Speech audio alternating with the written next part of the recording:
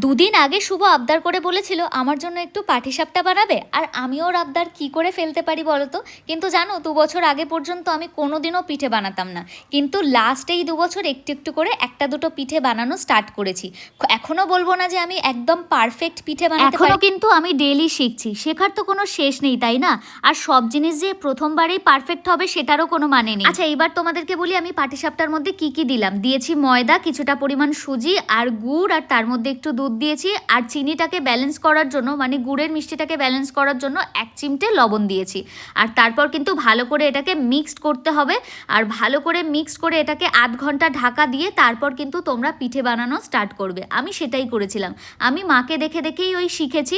মা ঠিক যেরকম যেরকম করে আমিও সেরকমভাবেই চেষ্টা করছিলাম। প্রথম কয়েকটা জানো তো তাও আমার একদম পারফেক্ট হয়নি, কিন্তু লাস্টেরগুলো বেশ পারফেক্ট হয়েছে। প্রথমের এই যে যেমন এটা দেখো কেমন একটা ভেঙে গেছে, কিন্তু লাস্টের কয়েকটা এত সুন্দর হয়েছে। আর তোমরা না চাইলে একটু ঘি দিয়ে এটাকে ভাজতে পারো।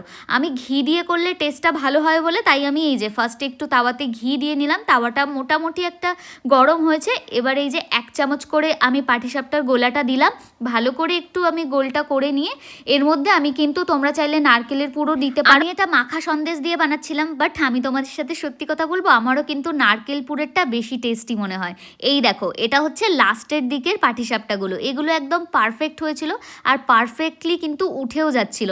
আচ্ছা, তোমরা কারা কারা পাটিসাপটা খেতে পছন্দ করো অবশ্যই কমেন্ট সেকশনে জানিও। আমার তো পিঠে পুলির সিজনে একমাত্র পাটিসাপটা আর ভাজা পুলিই ভরসা, আর মাঝে মধ্যে একটু রসবড়া হলেও কিন্তু খারাপ হয় না।